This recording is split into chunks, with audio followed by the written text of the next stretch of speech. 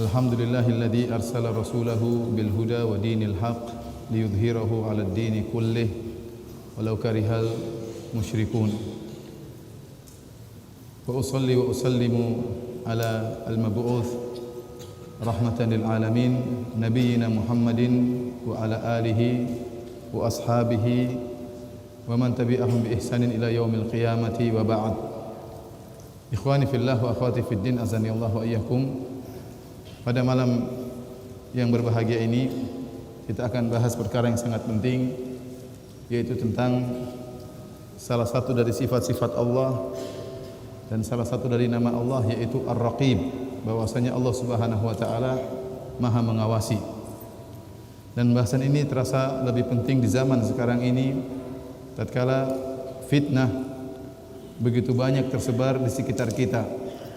Kalau zaman dahulu seorang ingin terhindar dari fitnah, maka dia masuk di rumahnya dan jangan keluar rumah, maka dia akan terselamatkan dari fitnah.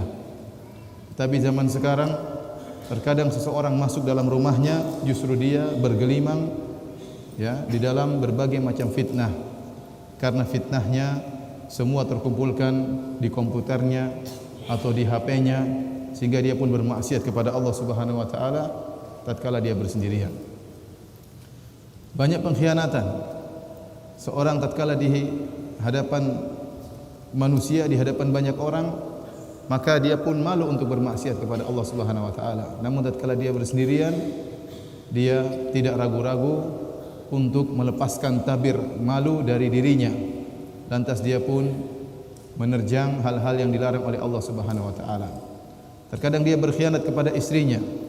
Istrinya yang salehah ya senantiasa mendoakan dia, sementara dia tatkala tidak diketahui istrinya, dia pun menjelajah dunia internet, lantas dia melihat wanita-wanita yang lain yang diharamkan oleh Allah Subhanahu wa taala, padahal Allah telah memberikan perkara yang halal baginya.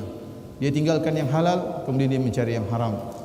Dia chattingan, dia kontak dengan wanita-wanita yang tidak halal baginya. Bahkan terkadang dia kontak dengan istri orang lain. Ini bentuk pengkhianatan. Semuanya mudah dia lakukan karena hilang dari dirinya tentang sifat Allah, yaitu Ar-Raqib, Maha mengawasi, Maha mengawasi.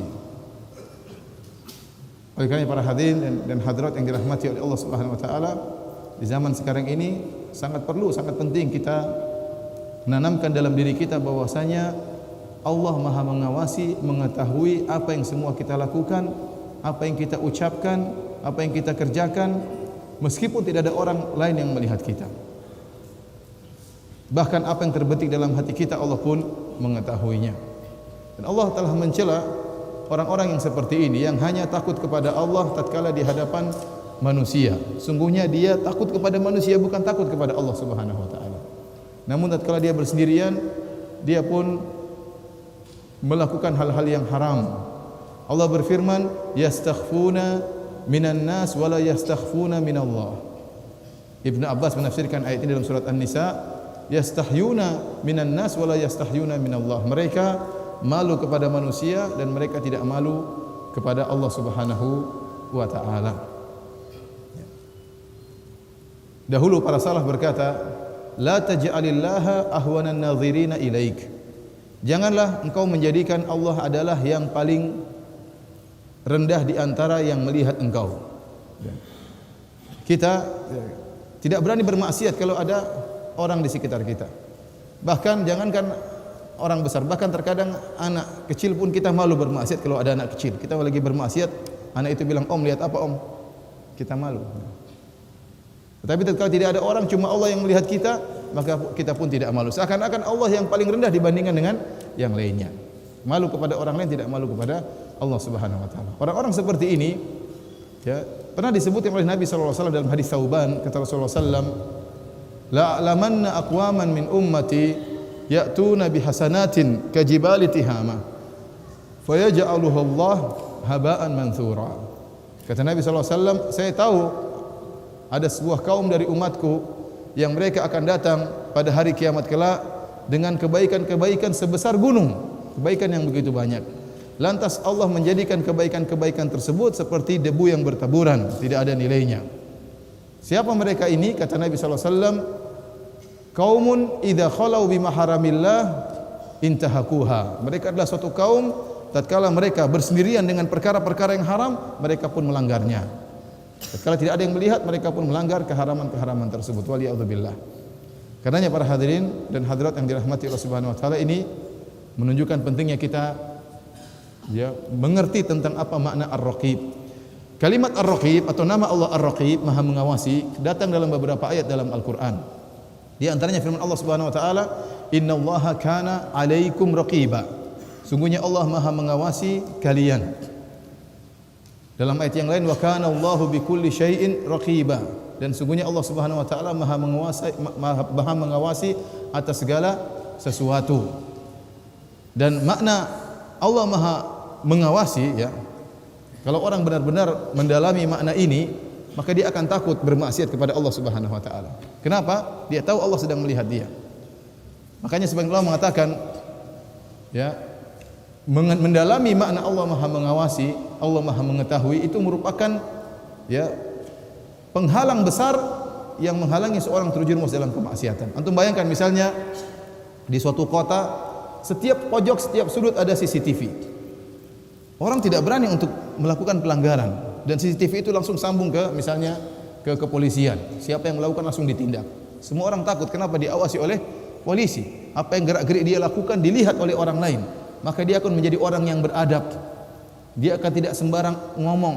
Dia tidak akan sembarang berbuat.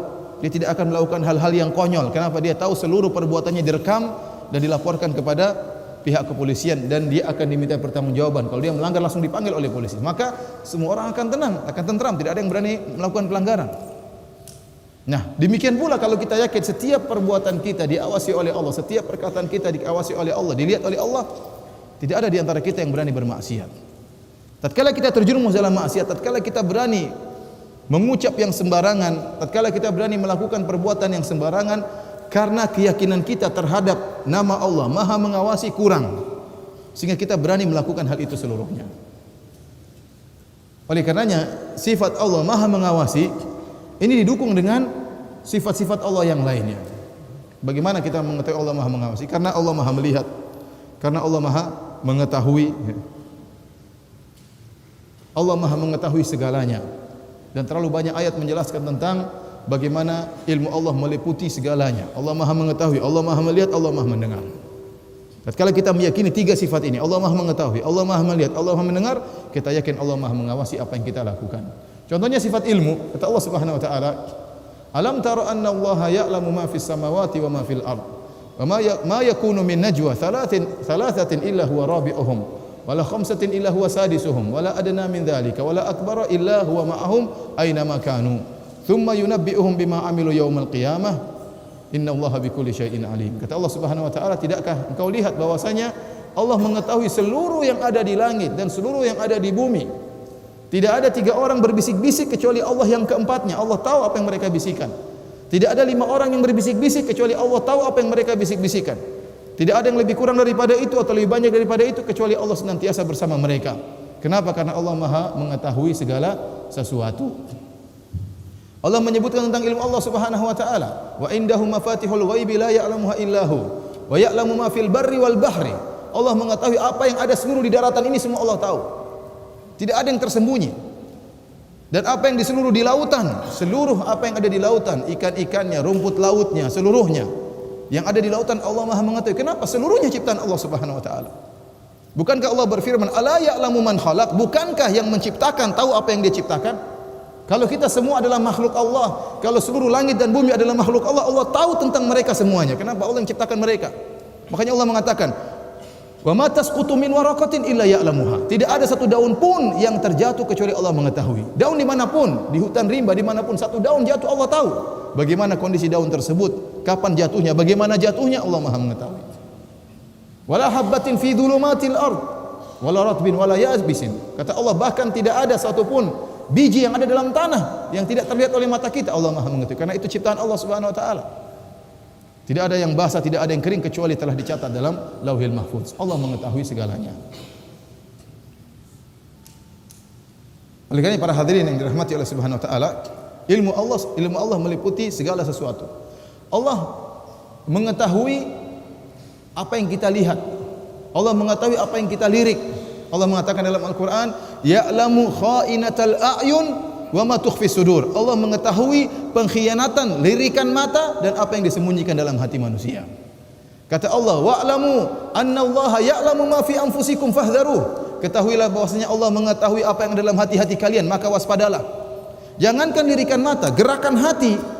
Seorang hasad, seorang sombong, seorang angkuh, seorang suudzon, berburuk sangka, ya, Allah tahu gerakan hati. Riya, sombong dan hina, Allah tahu gerakan hati manusia. Maka Allah mengatakan, ketahuilah Allah mengetahui apa yang ada dalam hati kalian, fahdharuh, maka hati-hatilah, waspadalah. Lirikan mata, Allah sebutkan ayat khusus tentang lirikan mata. Kata Allah Subhanahu wa taala, kullil mu'minina yaghuddu min absarihim wa yahfadhu furujahum dzalika azka lahum innallaha khabirum bima yasnaun. Katakanlah kepada orang-orang beriman untuk menundukkan pandangan mereka dan untuk menjaga kemaluan mereka, ini lebih suci bagi mereka.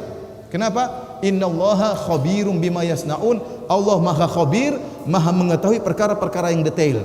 Jadi khabir kata para ulama adalah sifat mengilmui, tapi mengilmui perkara-perkara yang detail. Contohnya seperti lirikan mata. Kenapa? Karena seorang terkadang melirik kepada yang haram, teman-teman dekatnya tidak ada yang mengetahui. Dia sedang lihat HP, lihat sesuatu yang haram, teman-teman tidak mengetahui, dikira baca Quran. Ya, serius, ternyata apa? Melihat sesuatu yang haram. Tatkala dia sedang ngobrol, tiba-tiba ada wanita yang lewat Misalnya ada wanita yang lewat, kemudian dia melihat aurat wanita tersebut, teman-temannya mungkin tidak mengetahui. Begitu dia melirik, Allah mengetahui apa yang dia lihat. Maka Allah datangkan dengan kalimat khabir. Allah mengetahui perkara yang pelik, yang detail, yang tipis. Allah Maha mengetahui. Ini sifat Maha mengetahui Allah Subhanahu wa taala. Semuanya tidak ada yang luput dari pengetahuan Allah Subhanahu wa taala. Demikian juga Allah Maha mendengar. Wallahu sami'un alim. Allah Maha mendengar dan Allah Maha mengetahui. Tidak ada suara apapun kecuali didengar oleh Allah Subhanahu wa taala.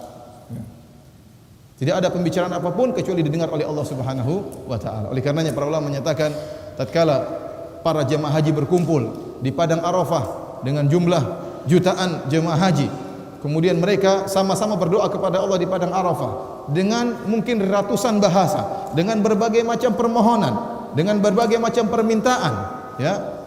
Allah mendengar seluruh pembicaraan mereka dalam satu waktu. Kenapa? Karena Allah Maha mendengar. Allah Maha mendengar. Kemudian Allah Maha melihat, segala sesuatu terlihat oleh Allah Subhanahu wa taala. Tidak ada yang luput dari penglihatan Allah Subhanahu wa taala. Anda dimanapun, Allah melihat Anda. Di luar rumah, di dalam rumah tatkala dalam kamar, tatkala mengunci pintu, tatkala bersendirian, Allah melihat apa yang Anda lakukan. Barang siapa yang meyakini hal tersebut, bahwasanya Allah Maha melihat, Allah Maha mengetahui, Allah Maha mendengar, maka dia akan yakin Allah telah mengawasi dia. Dan bukan cuma itu, selain Allah Maha mengetahui, Allah juga mengirim bukti-bukti tentang apa yang kita lakukan untuk menguatkan, menegakkan hujah bagi kita. Oleh karenanya Allah kirim malaikat untuk mengawasi kita, malaikat untuk mencatat apa yang kita lakukan, malaikat untuk mencatat apa yang kita ucapkan. Kata Allah, wa inna alaikum lahafizin kiraman katibin ya'lamuna ma taf'alun. Ada malaikat-malaikat yang mulia yang mencatat, yang mereka mengetahui apa yang kalian lakukan. Malaikat ada di sekitar kita, selalu mencatat apa yang kita lakukan, meskipun tidak ada yang melihat kita. Ya. Walaqad khalaqnal insana wa na'lamu ma tuwaswisu bihi nafsuhu wa nahnu aqrabu ilaihi min hablil warid. Kata Allah Subhanahu wa taala, sungguh kami telah menciptakan manusia dan kami mengetahui apa yang dibisikkan oleh hatinya. Wa nahnu aqrabu ilaihi min hablil warid, dan kami lebih dekat kepada dia daripada urat lehernya. Kata para ulama maksudnya malaikat. Malaikat lebih dekat daripada urat leher kita, dan dia mencatat apa yang kita lakukan. Ma yalfidhu min qaulin illa ladaihi raqibun atid. Tidak ada satu ucapan pun yang terucap kecuali ada raqib dan atid, ada yang mencatat.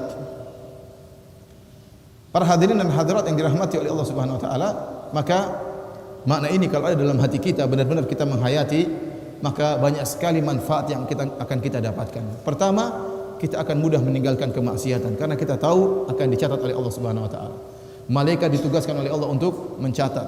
Kemudian Allah Subhanahu wa taala menjadikan tangan-tangan kita, kaki-kaki kita menjadi saksi sebagaimana firman Allah Subhanahu wa taala, "Al-yauma nakhtimu ala afwahihim wa tukallimuna aydihim wa tashhadu arjuluhum bima kanu yaksibun." Pada hari ini kami akan kunci mulut-mulut mereka dan tangan-tangan mereka akan berbicara, kaki-kaki mereka akan menjadi saksi atas apa yang telah mereka lakukan. Bukan cuma itu, kulit akan menjadi saksi. Orang-orang di neraka jahanam berkata, "Wa qalu li juludihim lima syahidtum alaina." Mereka berkata kepada kulit-kulit mereka, "Kenapa wahai kulit-kulit kalian berbicara menjadi saksi bukti atas maksiat yang kami lakukan?" Qalu antaqana Allahu alladhi antaqa kulla syai'. Kulit-kulit berkata, Allah telah menjadikan kami bisa berbicara. Oleh karena kalau Anda ingin bermaksiat, renungkan hal ini. Allah lihat Anda.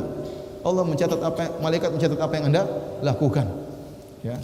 Tangan Anda akan menjadi saksi, kaki Anda akan menjadi saksi, kulit Anda akan berbicara. Bahkan bumi yang Anda pijak akan menjadi saksi.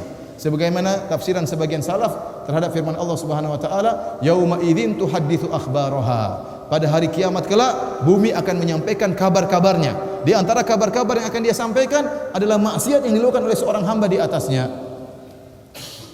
Oleh karenanya dikatakan oleh para ulama, kenapa Nabi SAW tatkala salat Id dia pergi dari tempat yang lain dan balik dari tempat yang lain? Kenapa? Agar bumi menjadi saksi. Semakin banyak saksi atas kebaikan yang dia lakukan. Demikian juga seorang melakukan kemaksiatan, ya, maka bumi akan menjadi saksi. Jika Anda ingin melakukan kemaksiatan, maka ingatlah hal ini. Dan ini semua akan ditegakkan hujahnya oleh Allah Subhanahu wa taala pada hari kiamat kelak. Para hadirin dan hadirat yang dirahmati oleh Allah Subhanahu wa taala, itulah yang disebut dengan muraqabatullah, yaitu merasa senantiasa diawasi oleh Allah Subhanahu wa taala. Barang siapa yang menghadirkan hal ini dalam dirinya, maka banyak manfaat yang akan dia dapatkan. Di antaranya, dia mudah untuk meninggalkan maksiat kepada Allah Subhanahu wa taala. Dan orang yang ikhlas adalah orang justru tatkala dia bersendirian, dia lebih bertakwa daripada tatkala di hadapan manusia. Saya ulangi, orang yang ikhlas dan benar-benar dia tulus dalam beribadah, justru tatkala dia bersendirian dia lebih bertakwa daripada tatkala di hadapan manusia. Kalau Anda sudah mencapai derajat ini, berarti Anda sudah mencapai derajat muraqabatullah. Jadi mudah dia untuk meninggalkan maksiat. Yang kedua, orang yang memiliki sifat seperti ini, merasa selalu diawasi oleh Allah Subhanahu wa taala, dia akan mudah meraih keikhlasan. Dia akan mudah meraih keikhlasan. Kenapa? Apapun yang dia lakukan, dia tahu Allah telah mencatat apa yang dia lakukan. Maka dia tidak terlalu peduli dengan komentar manusia. Yang penting dia memiliki sifat qanaah, dia sudah nerima kalau Allah sudah tahu, sudah selesai. Dia sudah puas. Meskipun tidak ada yang melihatnya, meskipun tidak ada yang memujinya, maka sangat mudah bagi dia untuk apa? Ikhlas. Kenapa? Dia tahu Allah melihat, sudah selesai. Tatkala dia memberi sedekah kepada orang lain, dia tahu, ya Allah sudah lihat saya memberi sedekah kepada orang lain. Orang ini mau terima kasih enggak terima kasih bukan urusan saya. Yang penting Allah sudah lihat saya sudah kasih sedekah sama orang lain. Sehingga mudah bagi orang untuk meraih keikhlasan. Tidak terlalu mencari komentar manusia dan tidak terlalu peduli dengan komentar manusia. Yang penting bagi dia bagaimana komentar Allah Subhanahu wa taala. Allah sudah lihat, sudah cukup bagi dia. Kemudian di antara manfaat muraqabatullah, yaitu seorang lebih mudah khusyuk dalam ibadahnya. Seorang lebih mudah khusyuk dalam ibadahnya. Kenapa? Dia tahu Allah melihat dia. Dia tahu Allah sedang menilai apa yang dia lakukan. Oleh karena Allah berfirman dalam Al-Quran, wa tawakkal 'alal azizir rahim alladzi yaraka hina taqum wa taqallubaka fis sajidin innahu huwas samiul alim. Kata Allah, bertawakal engkau wahai Muhammad sallallahu alaihi wasallam kepada Allah yang Maha Perkasa dan Maha Penyayang. Alladzi yaraka hina taqum, yang Allah melihat engkau tatkala engkau berdiri hendak salat. Wa taqallubaka fis sajidin, dan gerakanmu dalam salat, kau ruku, kau sujud, Allah tahu semuanya. Orang kalau meyakini hal ini, tatkala dia salat, dia akan mudah khusyuk. Orang sering berbicara, Ustaz, bagaimana cara khusyuk? Caranya Anda menghadirkan bahwasanya Allah melihat Anda sedang salat. Oleh karena dalam derajat ibadah paling tinggi adalah derajat ihsan. Lebih tinggi daripada derajat Islam, lebih tinggi daripada derajat iman, paling tinggi derajat ihsan. Tatkala malaikat Jibril bertanya kepada Nabi sallallahu alaihi wasallam, "Wa akhbirni anil ihsan." Wahai Muhammad, kabarkanlah kepadaku apa itu ihsan. Ini derajat yang sangat tinggi. Kata Nabi sallallahu alaihi wasallam, "An ta'budallaha ka'annaka tarahu, fa in lam takun tarahu, fa innahu yarak." Kau beribadah kepada Allah seakan-akan kau melihat Allah. Kalau kau tidak bisa melihat Allah, yakinlah Allah melihatmu. Nah, seorang tatkala dia beribadah salat Allahu Akbar, dia yakin Allah sedang menilai dia, maka dia akan mudah khusyuk. Gerak-gerik dia tahu Allah melihat dia. Antum saja kalau misalnya tadi sedang sholat di Masjid Nabawi terus ada shooting depan antum, ya Dan antum tahu keluarga lagi nonton di Bandung misalnya. Antum mungkin khusyuk nggak berani, apalagi kalau misalnya semua orang sedang lihat, mungkin kepala gatal pun antum nggak berani garuk. Kenapa?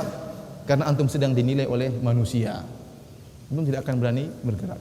Ya, mau kepala gatal mau apa cuek aja. Kenapa? Sedang dinilai oleh manusia. Nah, kalau anda menghadirkan ini bahwasanya Allah sedang melihat anda, mengawasi anda dan sedang menilai anda, maka sangat mudah bagi anda untuk khusyuk dalam salat. Para hadirin dan hadirat yang dirahmati oleh Allah Subhanahu wa taala, ini di antara ya manfaat-manfaat seorang selalu merasa diawasi oleh Allah Subhanahu wa taala. Tapi kita akan beranjak pada pembahasan yang sangat penting, yaitu tentang bagaimana godaan besar maksiat tatkala kita bersendirian, ya. Jadi ini yang sering kita hadapi, terutama di zaman sekarang ini, ya. Saya katakan tadi, fitnah sekarang kita bawa kemana-mana. HP ini isinya penuh dengan apa? Fitnah, ya. HP ini isinya penuh dengan apa? Fitnah, ya. Saya sering bilang kalau anda punya HP jadul, ya, setiap harta kita akan dihisap, ya. Kalau anda punya HP jadul, hisapnya pendek, ya, cuma daftar kontak saja. Tapi kalau anda punya HP iPhone, punya HP Samsung, aduh, hisapnya panjang. Ada Twitter aja nih hisapnya panjang. Facebook apalagi apa? Panjang. WhatsApp juga panjang. Segala komentar yang sudah kita hapus akan tetap tercatat, ya. Segala halaman yang pernah kita buka, apa yang kita lihat, meskipun sudah kita keluar, kita sudah hilangkan historinya, tetap masih tercatat di sisi Allah Subhanahu wa taala. Hisapnya panjang atau tidak? Panjang. Kalau gitu jangan punya HP yang apa? Bagus. Berat, ya. Para hadirin yang Allah Subhanahu wa taala, sebagian ulama mengatakan seorang benar-benar diuji oleh Allah jika terpenuhi dua syarat.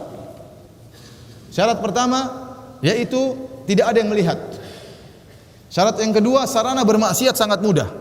Jika anda dalam diri anda terdapat dua syarat ini, yakinlah anda sedang diuji oleh Allah Subhanahu wa taala. Dan Allah pernah menguji sahabat dengan ujian seperti ini.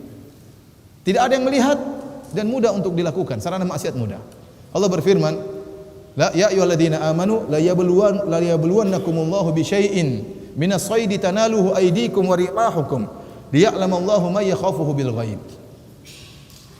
Kata Allah Subhanahu wa taala, wahai orang-orang beriman, sungguh Allah akan menguji kalian dengan sebagian hewan buruan yang mudah diraih oleh tangan kalian dan mudah untuk ditombak dengan tombak kalian.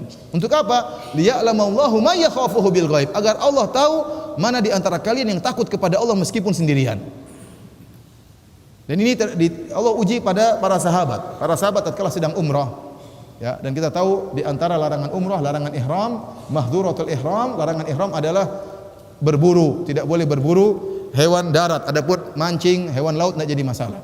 Kata Allah Subhanahu wa taala, ya ayyuhalladzina amanu la taqtulus sayda wa antum hurum, wahai orang-orang yang beriman, janganlah kalian berburu sementara kalian dalam kondisi ihram. Wa idza halaltum fastadu, kata Allah kalau kalian sudah bertahallul silakan kalian berburu. Dan kita tahu perjalanan dari Madinah menuju Mekah jaraknya jauh, ya. Dari Madinah menuju Mekah zaman Nabi tempuh dalam waktu 8 hari 9 hari. Dan di tengah perjalanan mungkin bekal habis, mereka kelaparan, ya. Adapun zaman sekarang orang tidak, larangan berburu tidak pernah dibahas. Orang kalau kita beri ceramah tentang masalah umrah, kita tatkala membahas tentang larangan ihram, kita tidak pernah bahas larangan berburu. Yang kita bahas tidak boleh berhubungan sama istri, tidak boleh pakai celana, tidak boleh pakai baju, itu yang kita bahas, ya. Karena tidak ada namanya berburu sekarang, ya. Sekarang tinggal naik bis, tutup mata sampai di hotel, berburu di hotel, di restoran, ya. Tapi zaman dahulu orang-orang berangkat dari Madinah menuju Mekah 8 hari, mereka butuh makan di tengah jalan. Kelaparan, kesusahan, kehabisan makanan. Oleh karena dilarang berburu. Nah, Allah uji mereka. Tatkala mereka sedang kelaparan, tiba-tiba datang sebagian hewan kepada sebagian mereka. Hewan-hewan tersebut asalnya liar, tahu-tahu jinak. Tahu-tahu seakan-akan menyerahkan diri, silakan tangkap saya, seakan-akan demikian. Ya, silakan tombak saya. Mudah untuk ditangkap dengan tangan, mudah untuk ditombak. Diuji para sahabat, dan para sahabat lolos dari ujian tersebut. Meskipun tidak ada yang lihat, mereka tahu bahwasanya ini ujian dari Allah Subhanahu wa taala. Maka tidak ada di antara mereka yang kemudian melanggar. Mereka diuji oleh Allah Subhanahu wa taala. Dan mereka lulus dari ujian tersebut. Ya. Berbeda dengan orang-orang Yahudi, diuji oleh Allah Subhanahu wa taala. Allah melarang mereka untuk mengambil ikan pada hari Sabtu, mereka langgar. Kenapa? Tidak ada yang lihat. Ya. Kata Allah Subhanahu wa taala, was'aluhum anil qaryati allati kanat hadiratal bahri idh ya'duna fis sabti idh ta'tihim hitanuhum yawma sabtihim syurra'a wa yawma la yasbituna la ta'tihim kadzalika nabluhum bima kanu yafsukun. Tanyakan kepada orang-orang Yahudi yang sombong dengan nenek moyang mereka, bagaimana nenek moyang mereka yang pernah Allah rubah menjadi monyet-monyet. Kenapa? Karena mereka melakukan pelanggaran pada hari Sabtu. Tatkala Allah larang mereka untuk berburu ikan pada hari Sabtu, maka mereka pun melakukan pelanggaran. Hari Minggu, Senin, Selasa, Rabu, Kamis, Jumat boleh berburu ikan, boleh nangkap ikan. Hari Sabtu dilarang. Nah, pada hari Minggu, Senin, Selasa, Rabu, Kamis, Jumat ikan-ikannya sembunyi, enggak ada yang keluar. Dan ini sengaja Allah menguji. Tatkala hari Sabtu ikannya loncat-loncat di atas air. Awalnya mereka sabar. Ujian. Besok lagi ujian, minggu depan ujian, lama-lama mereka juga gelisah, ini gimana ini? Karena tidak ada yang lihat, maka sebagian mereka mulai melakukan cara, akhirnya tatkala hari Jumat mereka menggali lubang di tepi pantai. Karena pada waktu Sabtu air naik, kemudian ikan-ikan pun sampai ke tepi pantai, terjebaklah mereka dalam lubang-lubang tersebut. Kemudian mereka baru ambil pada hari Ahad. Mereka tidak lulus dengan ujian tersebut, maka Allah rubah mereka menjadi monyet-monyet. Kata Allah, kunu qiradatan khasiin, jadilah kalian monyet-monyet yang hina. Barang siapa yang lulus dari ujian seperti ini, maka luar biasa. Oleh karenanya Allah mengabadikan kisah Nabi Yusuf alaihissalam. Ini sering saya sampaikan ya. Kisah Nabi Yusuf alaihissalam yang digoda dengan ujian yang luar biasa. Saya rasa tidak ada ujian terbesar bagi laki-laki kecuali seperti ujian wanita. Dan ini sabda Nabi SAW. Ma taraktu ba'di fitnatan adarra 'ala rijal minan nisa. Aku tidak pernah meninggalkan fitnah yang paling berbahaya bagi laki-laki seperti fitnah wanita. Dan syaitan tahu akan hal itu, bahwasanya fitnah paling besar bagi laki-laki adalah fitnah wanita, maka mereka menjadikan wanita sebagai sarana untuk menjerat para lelaki. Dalam hadis kata Nabi SAW, innal mar'ata auratun, sungguhnya wanita adalah aurat. Fa idza kharajat, kalau dia keluar dari rumahnya, istasyrafa syaitan, maka syaitan siap-siap meliriknya untuk menjadikan dia sebagai hiasan. Oleh karena para hadirin Allah Subhanahu wa taala, menakjubkan Nabi Adam alaihissalam, nenek moyang kita, tatkala sedang berada di surga, banyak pohon yang Allah halalkan. Silakan makan buah pohon ini, silakan makan pohon buah ini, seluruh pohon-pohon halal. Ada satu pohon yang tidak boleh didekati. Ada satu pohon yang tidak boleh didekati. Namun subhanallah, syaitan menghiasi Nabi Adam alaihissalam, nenek moyang kita, untuk mendekati pohon ini, padahal yang halal banyak. Yang halal-halal ditinggalkan oleh Nabi Adam. Kenapa digiring oleh syaitan untuk menuju kepada yang haram? Kenapa syaitan menghiasi dengan berbagai perkara yang dilakukan, hiasan ucapan, sehingga akhirnya Nabi Adam alaihissalam terjebak dalam jebakan syaitan. Dan syaitan telah bersumpah, la uzayyinanna lahum fil ardi wa la ughwiyannahum ajma'in. Ya Allah, saya akan menghiaskan maksiat bagi mereka dan saya akan menjerumuskan mereka. Oleh karenanya maksiat dihiasi oleh syaitan, sehingga seorang tatkala melihat wanita yang tidak halal dijadikan cantik oleh syaitan. Bahkan bisa jadi terkadang seorang istrinya cantik, ada wanita tidak lebih cantik daripada istrinya, ya, maka dia lihat orang lain tersebut lebih apa? Lebih cantik, lebih menarik, lebih menimbulkan syahwat. Kenapa? Karena sedang dihiasi oleh syaitan. Kata orang, rumput tetangga lebih apa? Lebih mekar, lebih hijau katanya. Padahal mungkin istri kita lebih cantik, mungkin ya. Apalagi kalau wanita tersebut lebih cantik daripada istri kita. Uang dia tidak lebih cantik istri kita daripada wanita tersebut saja, Allah syaitan menghiasi wanita tersebut sehingga kita lebih tertarik kepada wanita tersebut daripada istri kita. Apalagi wanita tersebut benar-benar lebih cantik. Dan benar-benar tatkala seorang wanita keluar dari rumah, benar-benar dia menghiasi dirinya, dia mempercantik dirinya, dia menghiasi dirinya untuk dilihat oleh para lelaki. Oleh karena para hadirin Allah Subhanahu wa taala, syaitan benar-benar menghiasi. Fitnah wanita, fitnah yang luar biasa. Bayangkan fitnah yang dialami, ujian yang dialami oleh Nabi Yusuf alaihissalam.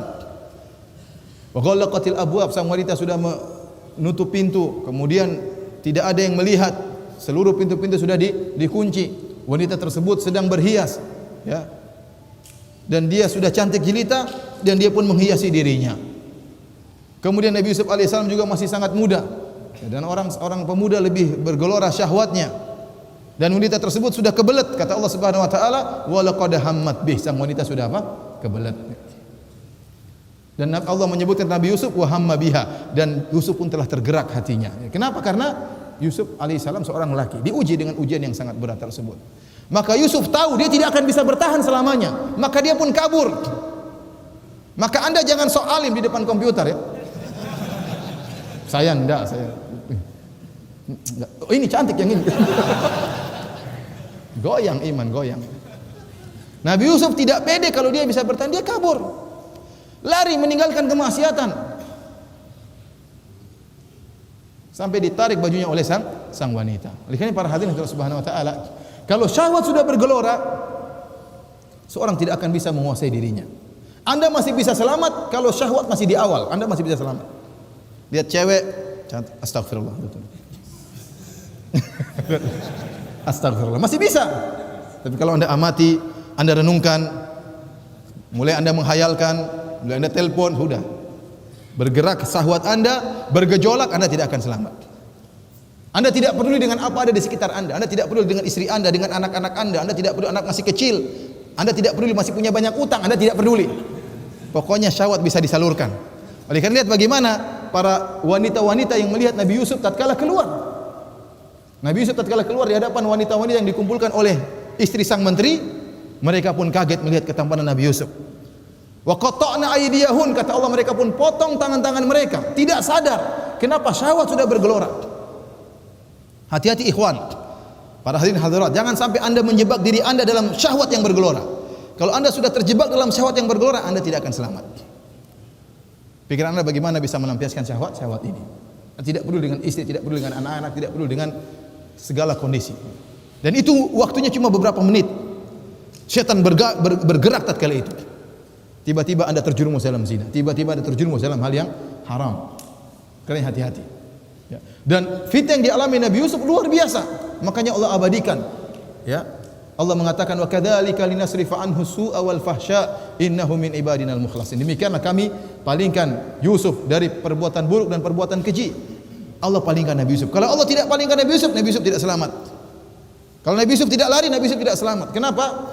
Semakin lama syahwat semakin bergejolak, dan kalau sudah bergejolak, sebagaimana sering sampaikan, lelaki kalau syahwatnya sudah bergejolak, telah hilang 3/4 otaknya, akalnya. Tinggal berapa? Tinggal 1/4. Ini goyang-goyang 1/4. Bahkan kalau sudah sangat bergejolak, hilang seluruh otaknya, akalnya hilang seluruhnya. Ya.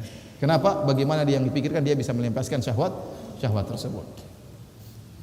Ini Allah abadikan dalam Al-Quran tentang ya, orang-orang yang lolos dari ujian Allah Subhanahu wa taala.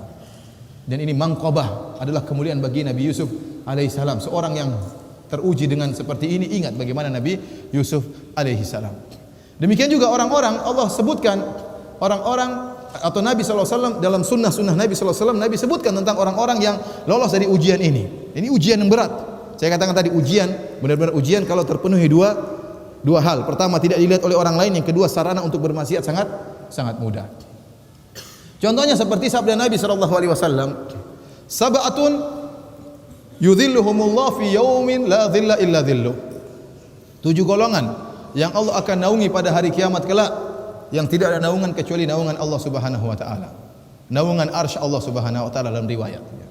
Di antara 7 golongan tersebut, kata Nabi sallallahu alaihi wasallam, rajulun da'athum ra'atun dzatu mansibin wa jamalin faqala inni akhafullah. Seorang lelaki dirayu oleh seorang wanita, diajak untuk berzina. Yang wanita tersebut cantik jelita, dan wanita tersebut memiliki kedudukan harta banyak. Ini ujian sangat berat luar biasa.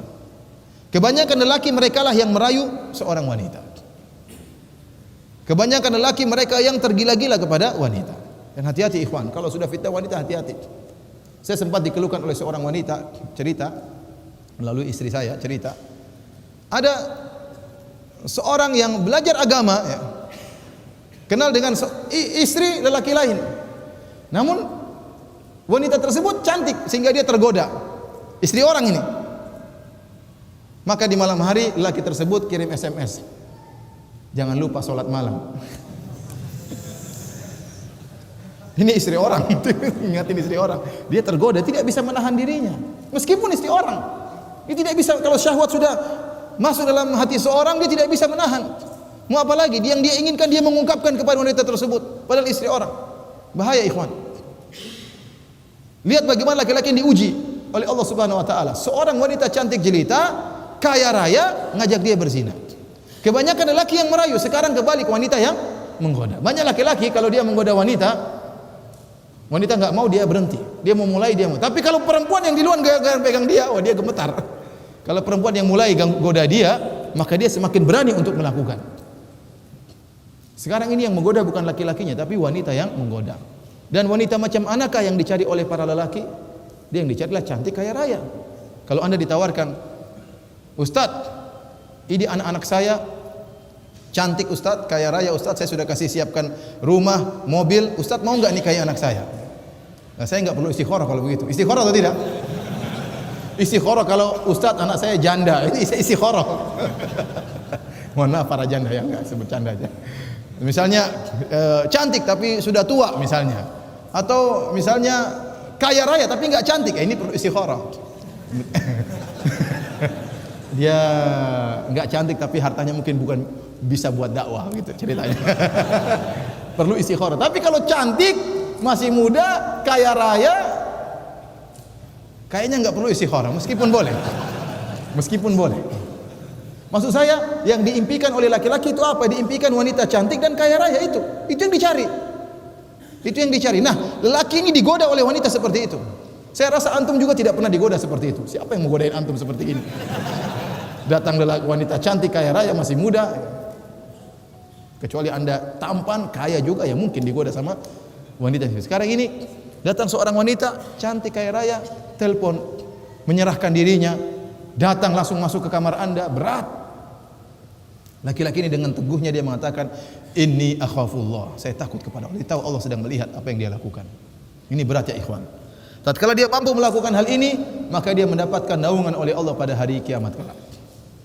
Ini luar biasa. Kenapa? Dia punya muraqabatullah. Oleh karena para ulama mengatakan, orang-orang yang disebutkan dalam 7 golongan tersebut, kebanyakannya memiliki sifat muraqabatullah. Contohnya seperti rajulun tasaddaqa bi yaminihi fa akhfaha hatta la ta'lama shimalu ma tunfiqu yaminuhu. Seorang yang dia berinfak dengan tangan kanannya, dia sembunyikan sampai tangan kirinya tidak tahu apa yang diinfakkan oleh tangan kanannya. Kenapa? Dia tahu Allah sedang melihat. Sehingga dia mampu melakukan amal ibadah dengan ikhlas. Tidak ada yang tahu, bahkan dia sengaja untuk menyembunyikan amalan tersebut. Karena apa? Karena dia yakin Allah melihat apa yang dia lakukan. Contohnya lagi di antara 7 golongan tersebut kata Allah Subhanahu wa taala, rajulun dzakarallaha khaliyan fa fadat ainah. Seorang tatkala sendiri dia ingat kepada Allah Subhanahu wa taala, maka dia pun menangis. Kenapa dia bisa menangis? Karena dia ingat bahwasanya Allah mengetahui apa yang dia lakukan.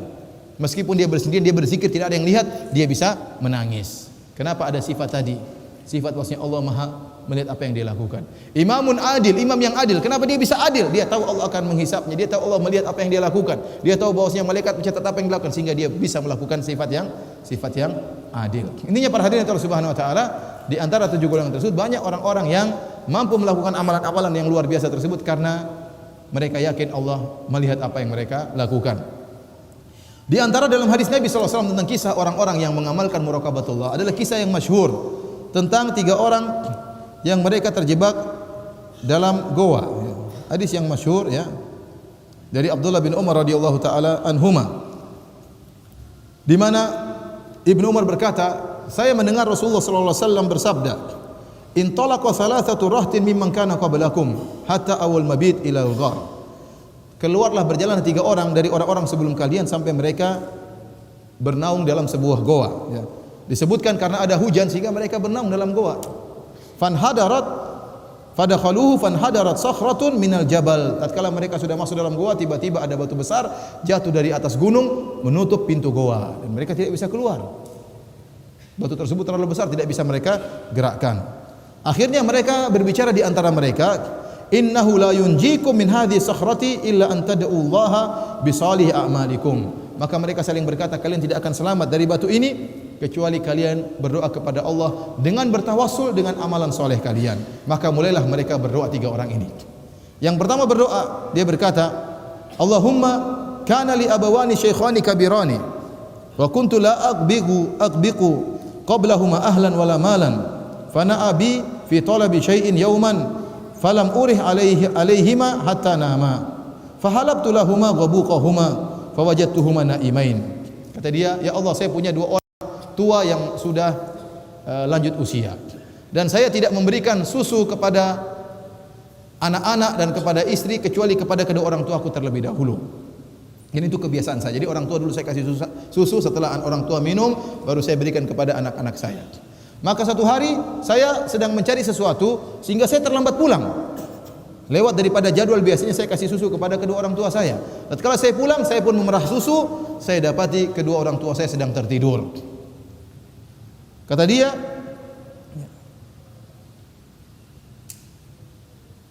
wa karihtu an aghbiqa qablahuma ahlan wala malan. Falabistu wal qadhu ala yadayya antadhiru istiqadhahuma hatta baraqal fajru. Maka saya pun setelah memerah susu, saya pegang susu tersebut di cangkir untuk saya berikan kepada kedua orang tuaku. Saya mau bangunkan, saya enggak enak bangun kedua orang tua. Mereka sedang terlelap tidur dan ingin mengganggu kedua orang tuanya dalam kenikmatan. Saya mau tidur, khawatir mereka bangun tengah malam kelaparan. Maka saya pun tunggu. Sementara saya tidak berikan kepada anak-anak. Wasibiyan yatadawun, sementara anak-anak menangis, saya tidak kasih. Kedua orang tua saya terlebih dahulu. Dan terus saya pegang cangkir tersebut hatta barakal fajar, sampai pagi hari. Luar biasa orang ini. Kenapa dia bisa melakukan hal tersebut? Karena dia tahu Allah lihat. Meskipun kedua orang tuanya tidak lihat, orang tuanya sedang tidur. Namun dia tahu Allah melihat, dia sedang memegang cangkir ini sampai pagi, Allah lihat. Dia tidak mungkin melakukan tersebut kecuali dia tahu Allah mengawasi apa yang dia lakukan. Maka dia berdoa, Allahumma in kuntu fa'altu dzalik ibtigha'a wajhik fafarrij 'anna ma nahnu fihi min hadhihi sakhra. Kata dia, Allah, kalau kau tahu aku melakukannya hal ini ikhlas karena Engkau ya Allah, bukalah pintu goa. Maka fanfarajat syai'an lam yastati'ul khuruj, la yastati'una al-khuruj. Maka batu tersebut bergeser namun mereka belum bisa keluar, tapi bergeser. Kemudian orang yang kedua berdoa, dan ini yang sangat berat. Kata orang kedua, Allahumma kanat li bintu ammin kanat ahabban nasi ilayya fa aradtuha an nafsiha. Kata dia, Allah, saya memiliki sepupu perempuan, saya sangat mencintainya. Kalau ada lelaki yang sangat cinta kepada wanita, itulah saya terhadap dirinya. Famtana'at minni hatta alammat biha sanatun minas sinin. Selalu saya mengajak dia untuk berzina, namun dia selalu tolak. Saya ngajak dia selalu tolak. Kenapa? Saya katakan tadi, kalau seorang sudah mabuk kepayang, susah mau diapain. Dia tergila-gila pada seorang wanita. Laki-laki ini dia katakan, saya tergila-gila pada wanita ini, dan selalu mengajak dia untuk berzina, dan dia selalu menolak. Sampai suatu hari dia kejebak, dia mengalami kesulitan.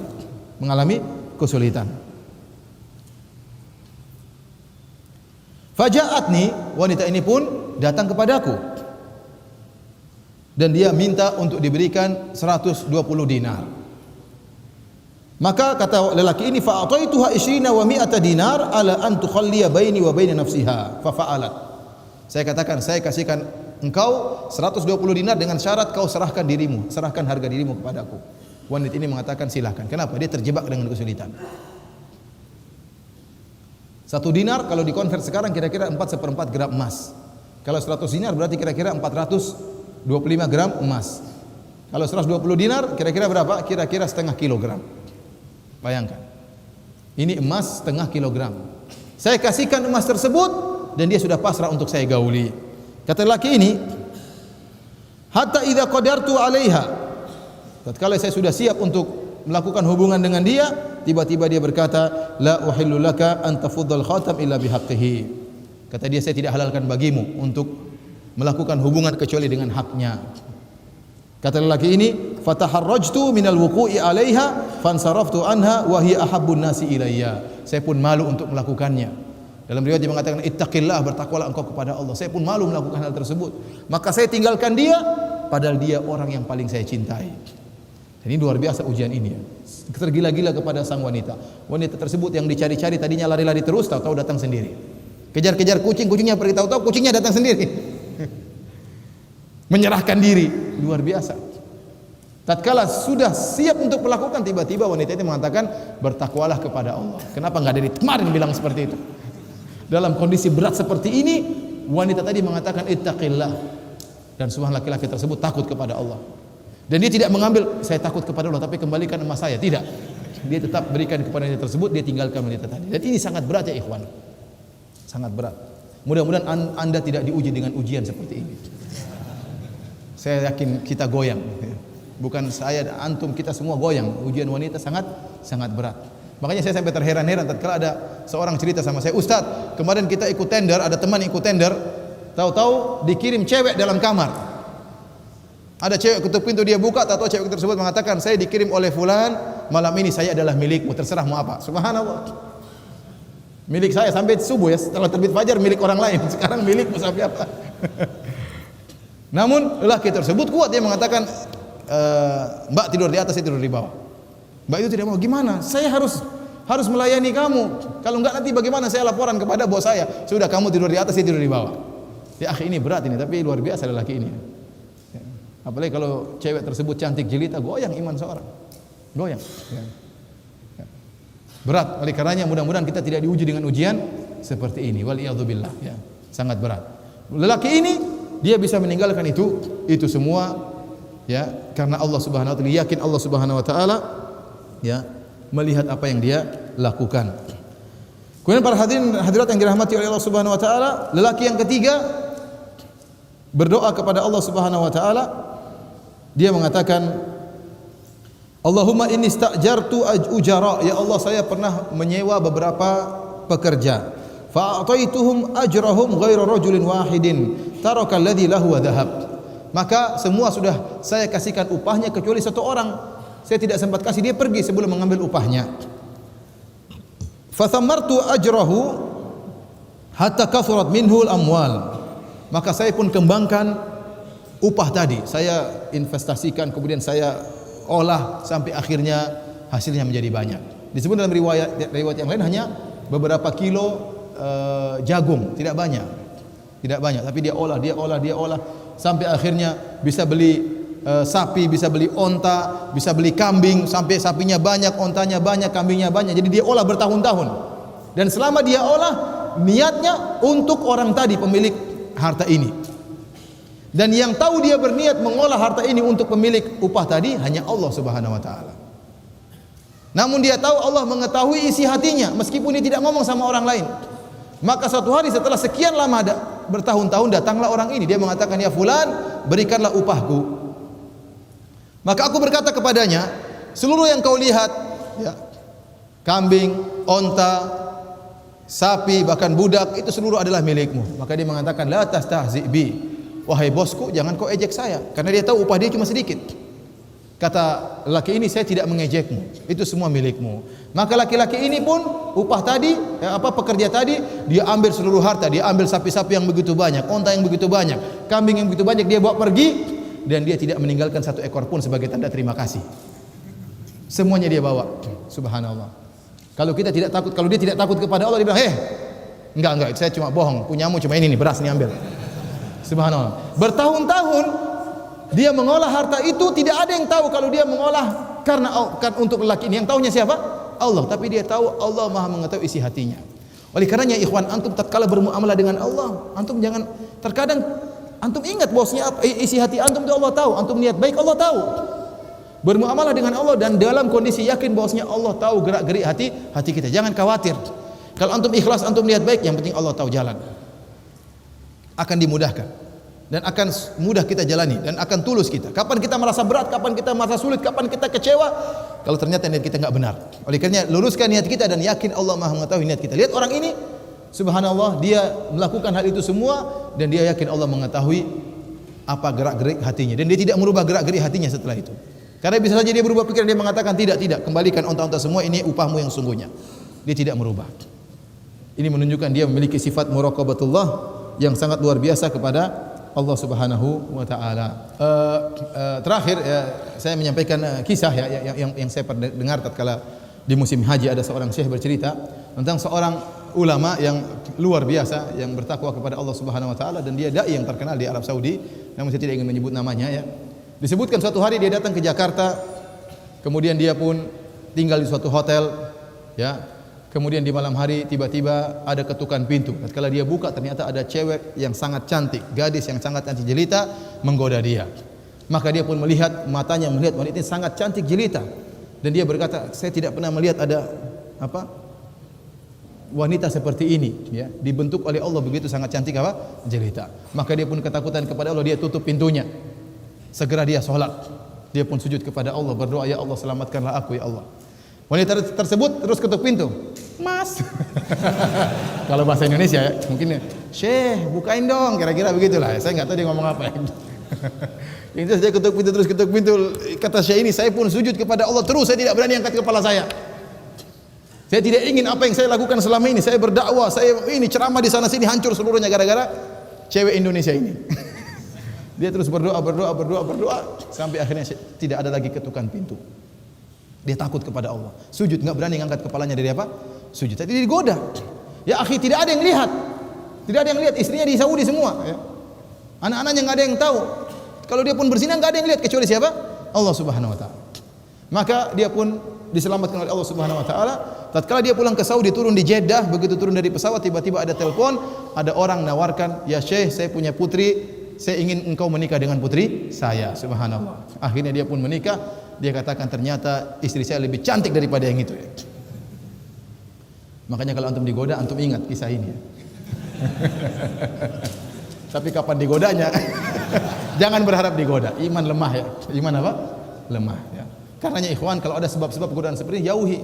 Kalau ada cewek kirim gambar sama Anda, jangan Anda simpan. Anda segera delete. Delete, kalau perlu blokir. Kalau Anda enggak blokir, dia kirim lagi. Astagfirullah tapi Anda simpan. Astagfirullah tapi Anda simpan. Nanti malam-malam tatkala Anda lagi marahan sama istri, Anda murojaah. Wah. Cantik juga ya. Cantik juga ya, seperti itu. Hati-hati, benar. Oleh karenanya segala pintu-pintu yang bisa menjerumuskan kita dalam seperti ini hapus, blokir. Karena wanita memang dijadikan perangkap oleh syaitan untuk menggoda lelaki. Setiap dia keluar rumah, syaitan menjadikan dia perangkap untuk menggoda apa? Lelaki. Maka jangan Anda terpedaya. Saya insya Allah kuat, jenggot saya panjang, nggak ada hubungan. Mau jenggot panjang mau apa, bisa tergoda. Mau lama ngaji atau enggak, bisa tergoda. Saya dapati beberapa kasus, ikhwan sudah lama ngaji, dengan istrinya sudah lama ngaji, cerai. Gara-gara apa? Istrinya main Facebookan. Main Facebook, ketemu dengan macam-macam, akhirnya minta cerai dari apa? Suaminya. Gara-gara Facebook. Laki-laki pun demikian. Kalau sudah masuk Facebook, kemudian masuk dalam dunia maya, kemudian berjelajah ya, explorer ya, cari teman-teman lama, ketemu dengan pacar lama, sudah. Ternyata pacar lama ada masalah sama suaminya, jadi sudah. CLBK apa? Cinta lama bersemi kembali. Cinta lama bubarkan keluarga. Ini hati-hati. Oleh karena ikhwan, saran-saran yang bisa membuat kita terjebak, jauhi ya. Jangan terlalu banyak chattingan sama perempuan, jangan buat relasi dengan wanita yang tidak halal bagi Anda, kecuali kalau memang ada keperluan mendesak, ada keperluan pekerjaan misalnya, maka ini lain cerita. Demikian para hadirin ya dan hadirat yang dirahmati oleh Allah Subhanahu wa taala ya.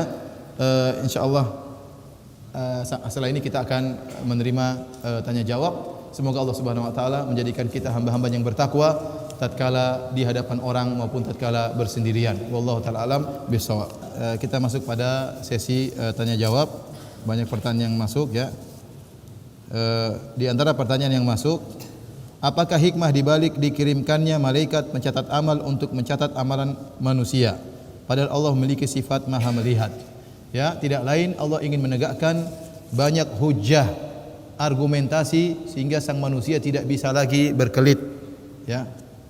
Kenapa? Ada catatan amal, seperti saya katakan tadi, malaikat mencatat, kemudian bumi menjadi saksi, tangan berbicara, kaki berbicara, ya. Ini tidak lain adalah untuk menegakkan hujjah, argumentasi bagi manusia agar mereka tidak bisa lagi berkelit, ya. Tidak bisa lagi berkelit. Oleh karena para hadirin Allah Subhanahu wa taala, sebenarnya Allah mengatakan sebenarnya yang mencatat amalan kita bukanlah malaikat, yang mencatat kita sendiri. Malaikat hanya sekretaris mencatat apa yang kita lakukan. Yang menentukan apa isi buku kita, kita sendiri. Kita berbuat baik itu dicatat malaikat. Kita berbuat buruk itu yang dicatat oleh malaikat.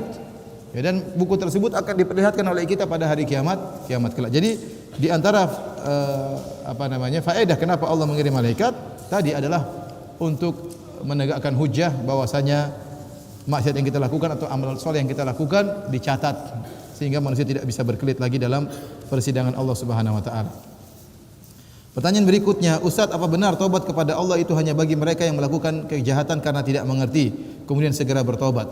Tobat inilah yang diterima oleh Allah. Ini salah paham. Allah mengatakan innamat taubatu 'ala Allahi lil ladzina ya'maluna su'a bi jahalatin tsumma yatubuna min qarib. fa ulaika yatubullahu alaihim. Kata Allah Subhanahu wa taala, sungguhnya taubat itu hanyalah bagi orang-orang yang melakukan kemaksiatan dengan kejahilan. Bukan maksudnya dengan kejahilan karena tidak tahu. Kalau orang melakukan kemaksiatan karena tidak tahu dan dia sudah berusaha belajar namun tetap aja belum tahu, maka dia tidak berdosa karena dia beruzur. Dia tidak mengerti. Oleh karena kalau orang melakukan maksiat karena tidak tahu dan dia sudah belajar namun ada perkara-perkara yang tidak tahu dia terjerumus dalamnya, maka dia tidak berdosa. Kenapa? Karena dia beruzur karena tidak tahu. Maksud dengan kejahilan di sini bukanlah karena dia tidak tahu, tapi kejahilan ini maksudnya kata para ulama, setiap orang bermaksiat maka dia pasti jahil. Seorang bermaksiat pasti apa? Jahil. Kenapa dia jahil? Karena dia mendahulukan kenikmatan dunia yang sementara dengan mengorbankan kenikmatan akhirat yang abadi. Maka dia seorang yang jahil. Ya. Seorang yang berzina orang yang jahil. Dia berzina, ya. Kemudian meninggal dunia, maka dia bisa jadi tidak masuk surga. Gara-gara kenikmatan wanita yang cuma sebentar di dunia, dia akhirnya mengorbankan wanita bidadari yang selama-lamanya di surga. Oleh karenanya yang dimaksud dalam ayat tersebut bukan orang yang melakukan yang diterima tobatnya hanya orang yang melakukan kemaksiatan karena ketidaktahuan. Justru kita katakan orang yang melakukan kemaksiatan tidak tahu itu tidak berdosa. Tetapi maksudnya orang yang melakukan kemaksiatan dan dia tahu itu kemaksiatan namun dia tetap menerjangnya, dan orang ini adalah orang yang bodoh karena dia mendahulukan kenikmatan yang sementara dengan mengorbankan kenikmatan yang abadi. Ustaz tolong jelaskan, apakah jidat hitam bisa menyebabkan riya? Apakah Rasul jidatnya hitam karena sujud? Ya ikhwan, kita tidak boleh sengaja untuk menghitamkan jidat kita ya. Tapi kalau hitam dengan sendirinya ya apa boleh buat. Ya, kalau Anda punya lotion untuk menghilangkan ya, apalagi kalau karpet di sini karpetnya keras-keras sehingga mudah untuk apa? Hitam jidat ya. Ya, tidak ada juga yang apa namanya. Kita sujud sebagaimana sujud yang syar'i. Kalau ternyata jidat kita hitam, ya itu bukan kehendak kita. Dan itu jangan sampai kita tuduh orang apa? Riya. Ya, tidak ada urusan jidat hitam atau tidak. Ya, dia tidak sengaja untuk, kecuali kalau dia kemudian gosok-gosok jidatnya supaya hitam. Ya ini buat apa dia gosok-gosok tersebut?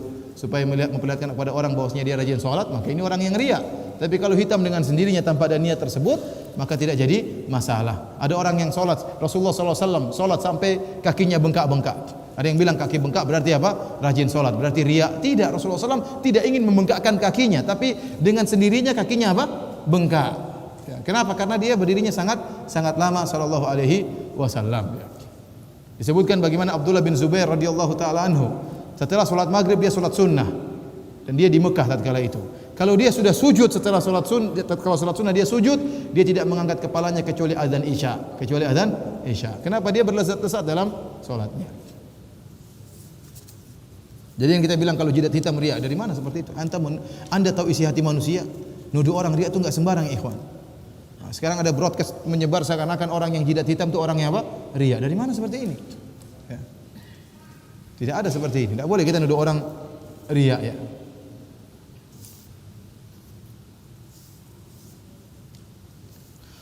Anda mau tanya Ustaz seperti yang sudah Ustaz bahas tadi, bagaimana hukumnya seorang yang sudah berkeluarga dan suaminya melakukan maksiat jika sendirian dengan HP, internetan dengan wanita-wanita yang ada di internet?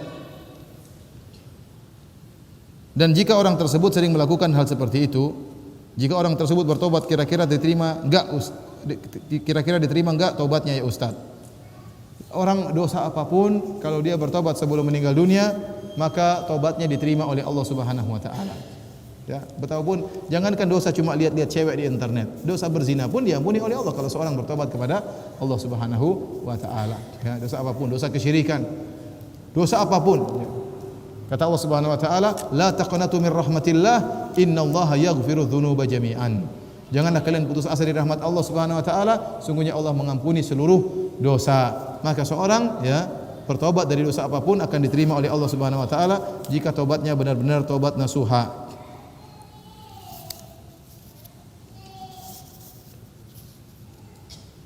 Ustaz, saya beriman bahwa Allah Maha melihat. Namun kenapa kadang hati saya masih ada kecenderungan untuk berbuat maksiat? Sangat berat sekali melawan kecenderungan untuk maksiat. Jadi kita latih diri kita untuk melawan maksiat tersebut. Tingkatkan keimanan kita. Hindari hal-hal yang bisa menjerumuskan kita dalam maksiat. Kalau Anda tahu Anda tidak kuat tatkala bersendirian, maka jangan kondisikan Anda bersendirian. Lagi pergi bawa anak, bawa adik, ya, bawa istri, supaya Anda tidak terjebak dalam kondisi Anda bersendirian. Karena Anda tahu iman Anda lemah. Ya, Dan tatkala Anda berzina, setan akan menggoda Anda. Apalagi Anda pernah terjerumus sebelumnya, setan sudah tahu cara mengalahkan Anda. Oleh karena para hadirin Allah Subhanahu wa taala, namanya kita tahu Allah melihat, tapi kita tetap ada kecenderungan. Maka kita lawan semaksimal mungkin. Kalaupun kita kalah, segera bertobat kepada Allah Subhanahu wa taala. Jangan pernah menunda-nunda taubat ya. Namun saya katakan tadi, usahakan jangan menjebak diri Anda dalam kondisi di mana Anda akan kalah dari syahwat Anda. Jangan ya. Kalau bersafar ya, bawa istri misalnya ya. Kalau lagi kemana-mana ya, intinya berusaha agar tidak terjebak dalam kondisi-kondisi yang berbahaya.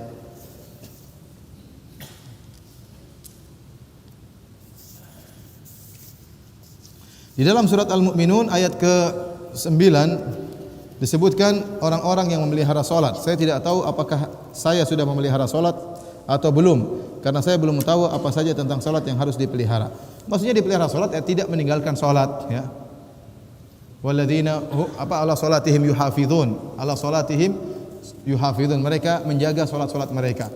Dalam hadis Rasulullah SAW mengatakan ya, "Man hafaza 'alaiha", barang siapa yang menjaga salat 5 waktu, kanat lahu nuran wa burhanan wa najatan yaumal qiyamah. Maka salat 5 waktu tersebut akan menjadi cahaya baginya dan akan menjadi bukti baginya di hari kiamat kelak, dan akan menjadi keselamatan baginya dari azab neraka jahanam. Wa man lam yuhafiz 'alaiha, dan barang siapa yang tidak menjaga salat 5 waktu, salatnya dia tinggalkan, salatnya bolong-bolong, ya ini berbahaya. Maka kata Nabi sallallahu alaihi wasallam, "Falaisa lahu nur wala burhan wala najat."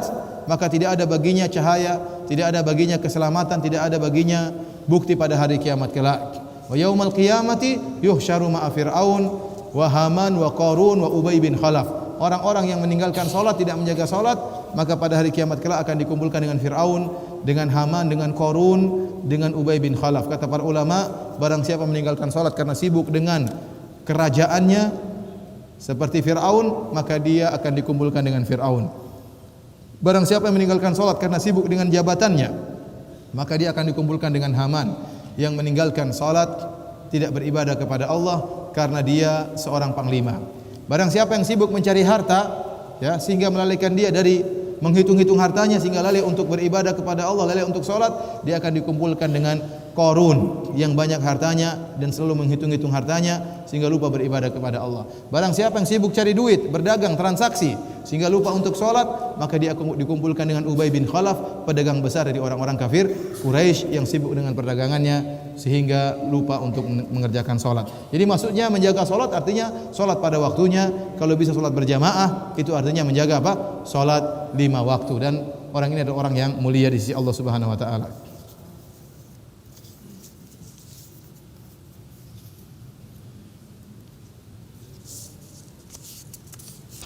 Ustaz, saat sedang salat dan mencoba untuk merasa dilihat oleh Allah, kenapa terasa susah? Apakah karena terlalu banyak dosa? Mungkin karena terlalu banyak dosa ya. Karena hati ini terkadang berkhianat ya. Dan pengkhianatan hati sangat berbahaya tatkala seorang akan meninggal dunia. Banyak hati berkhianat. Orang tatkala meninggal dunia karena hatinya sering diisi dengan kemaksiatan, sering melakukan hal-hal yang diharamkan oleh Allah Subhanahu wa taala, tatkala dia akan meninggal mengucapkan la ilaha illallah susah. Yang dia pikirkan adalah yang ada dalam hatinya, itu yang keluar tatkala dia akan meninggal. Sehingga banyak orang mau meninggal disuruh mengucapkan la ilaha illallah, dia enggak mau. Ada yang nyanyi baru meninggal, ada yang sebut apalah, mungkin nama-nama penyanyi lah atau nama-nama pemain bola kemudian meninggal dunia, kan repot seperti itu.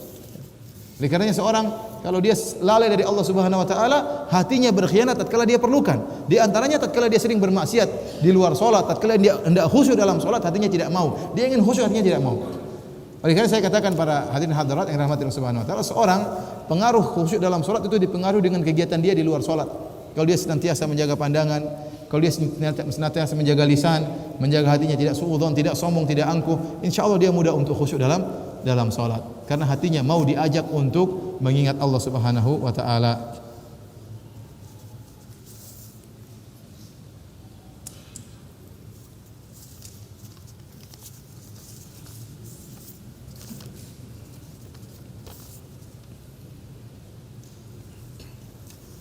Ustaz, bagaimana caranya agar bisa bersikap sabar dan ikhlas atas belum dikaruniainya anak sehingga terbebas dari godaan nikah lagi?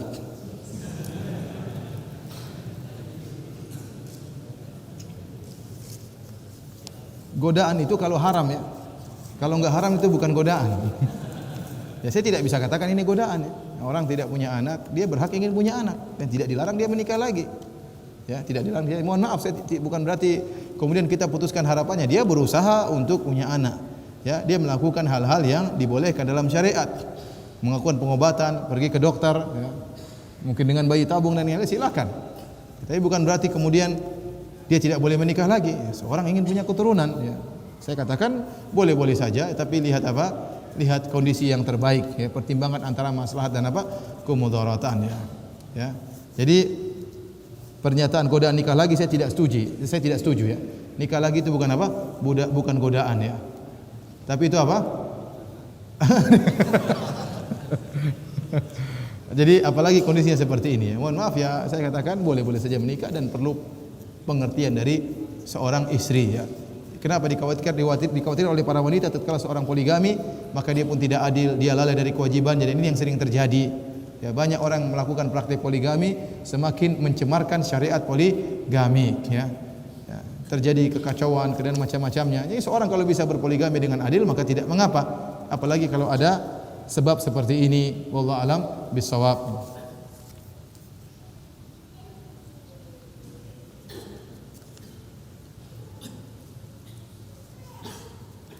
Ustaz, hukumnya jika saya telah bertobat dari keburukan Facebook dan lain-lain, tapi foto saya sudah tersebar luas dan saya tidak mampu menghapus semua. Apakah saya dosa selama foto itu masih ada? Tidak, kalau Anda sudah bertobat, tidak berdosa. Kalau Anda sudah bertobat, Anda berusaha untuk menghapus semaksimal mungkin. Kalau ada orang tahu ada yang pernah memuat foto Anda, sampaikan, saya tidak ridho, tolong dihapus. Itu yang bisa Anda lakukan. Seandainya tidak dihapus, kemudian tersebar, mudah-mudahan Anda dimaafkan oleh Allah, karena kita sudah bertobat dari hal tersebut dan kita sudah menunjukkan kita tidak ridha dan kita tidak dukung dengan hal tersebut, maka insyaallah Allah terima taubatnya. Ustaz, bagaimana kalau kita menggunakan waktu kerja untuk sholat? Contoh sholat asar ya. Ya bagaimanapun kita harus sholat. Mau dimarahin sama pemimpin tetap kita harus apa? Sholat. Tidak ada ketaatan kepada seorang pun dalam rangka bermaksiat kepada Allah Subhanahu wa taala. Tapi kalau bisa beritahu minta izin, apa salahnya kita minta izin? Minta izin, saya ingin sholat, sehingga perusahaan bisa menentukan waktu tertentu, memberi waktu misalnya 10 menit untuk sholat asar. Alhamdulillah kita tepati waktu tersebut, setelah selesai kita kerja kembali sesuai dengan perjanjian. Sudah habis pertanyaan ya. Demikian saja para hadirin dan hadirat yang dirahmati oleh Allah Subhanahu wa taala. Apa yang bisa kita sampaikan kurang lebihnya saya mohon maaf. Yang benar datangnya dari Allah Subhanahu wa taala, yang salah dari saya sendiri dan dari syaitan. Semoga Allah mengampuni dosa-dosa kita. Subhanakallah bihamdik asyhadu an la ilaha illa anta astaghfiruka wa atubu ilaik. Assalamualaikum warahmatullahi wabarakatuh.